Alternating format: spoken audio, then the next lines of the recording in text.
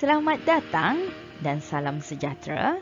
Bertemu kita lagi dalam subjek Pendidikan Moral, Tingkatan 5, Unit yang ke-6, Pembangunan Negara bertunjangkan integriti.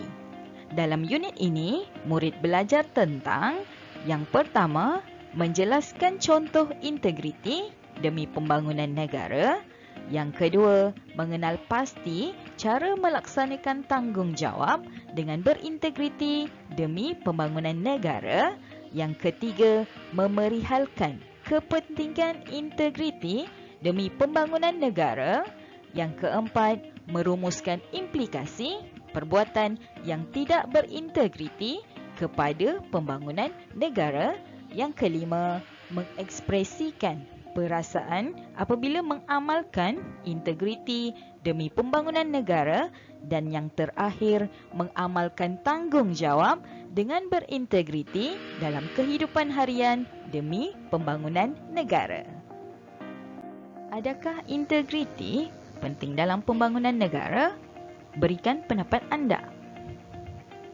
Cadangan nilai untuk topik kali ini adalah: yang pertama, nilai kejujuran; yang kedua, nilai harga diri; yang ketiga, nilai toleransi; yang keempat, nilai rasional; dan yang kelima, nilai patriotisme.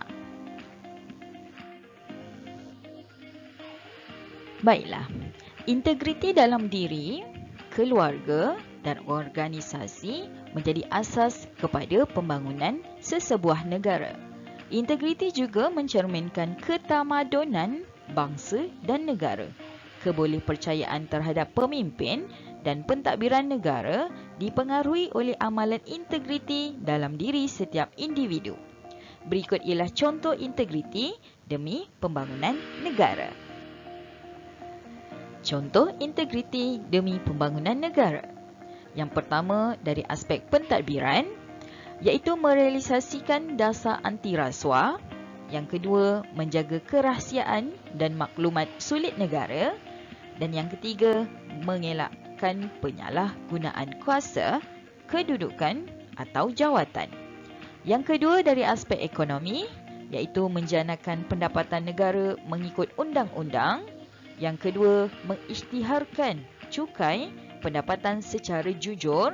Dan yang ketiga, tidak menyalahgunakan harta dan kemudahan yang disediakan oleh kerajaan. Manakala yang ketiga, dari aspek sosial, iaitu tiada pengecualian dalam penguatkuasaan undang-undang. Yang kedua, mematuhi etika organisasi. Dan yang ketiga, melaksanakan tugas dengan telus dan amanah. Integriti merupakan satu aspek penting dalam pembangunan negara. Individu yang dipertanggungjawabkan mesti bertindak jujur dan amanah mengikut bidang kuasa dan tugasnya secara telus, tiada konflik peribadi, berwibawa, accountability serta patuh akan peraturan dan undang-undang.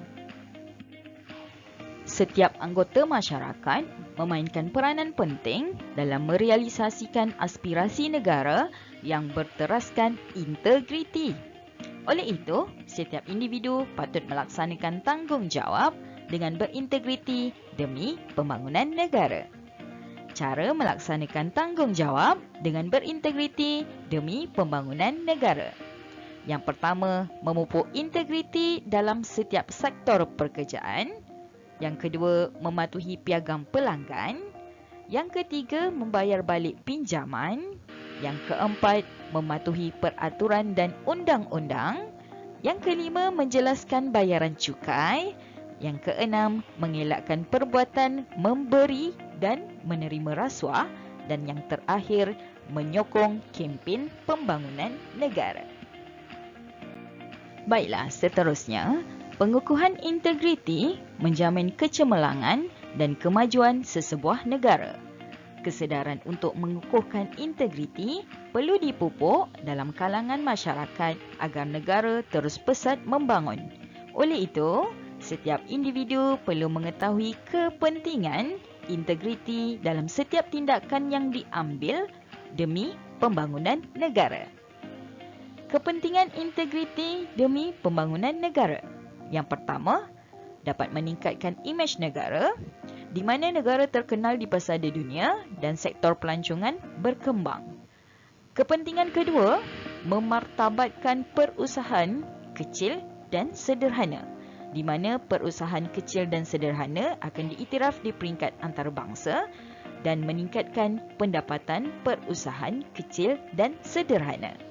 Kepentingan ketiga, mewujudkan sistem pentadbiran yang telus, di mana negara bebas rasuah, pentadbiran lebih sistematik dan juga dapat meningkatkan kebolehpercayaan dan keyakinan rakyat.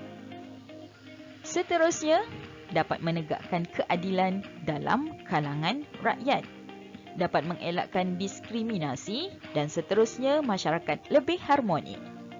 Kepentingan seterusnya adalah dapat meyakinkan pelabur asing untuk meneruskan pelaburan, di mana peluang pekerjaan dan perniagaan akan meningkat.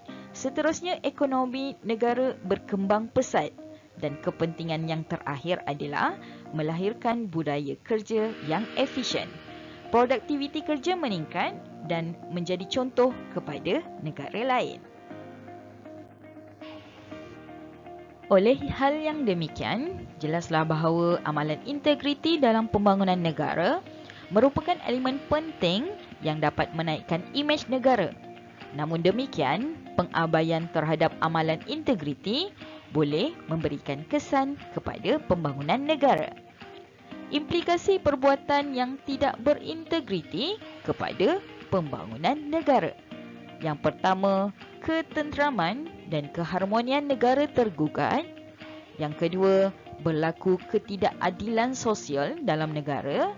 Yang ketiga, pelabur asing hilang kepercayaan terhadap negara. Yang keempat, pergolakan politik.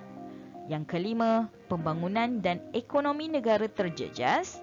Yang keenam, kegiatan rasuah berleluasa. Yang ketujuh, campur tangan pihak luar dalam pentadbiran negara. Yang ke-8, wujud jurang ekonomi. Yang ke-9, imej negara terjejas. Dan yang terakhir, kadar jenayah dan gejala sosial meningkat. Budaya integriti yang bermula dalam diri, keluarga dan organisasi menjadi tunjang kepada pembangunan negara. Setiap individu perlu menghayati dan mengamalkan nilai kejujuran, harga diri, patriotisme dan rasional demi pembangunan negara. Pengamalan nilai ini akan melahirkan rasa bangga dan bersyukur sebagai rakyat Malaysia yang hidup dalam suasana aman dan harmoni. Baiklah murid-murid, untuk penilaian, cuba lihat buku teks muka surat 86, iaitu soalan A, baca teks yang berkaitan dengan integriti dalam pentadbiran negara dan jawab soalan di bawah. Okey, soalan pertama, kenal pasti contoh integriti dalam teks yang diberi. Soalan kedua, ramalkan kesan yang wujud dalam pembangunan negara sekiranya integriti diabaikan. Soalan ketiga, terangkan cabaran yang dihadapi oleh para pemimpin dalam membina integriti demi pembangunan negara. Dan soalan yang keempat, huraikan cara melaksanakan tanggungjawab dengan berintegriti demi pembangunan negara. Cuba buat dan kongsikan jawapan anda bersama-sama dengan guru anda. Sehingga bertemu lagi, terima kasih.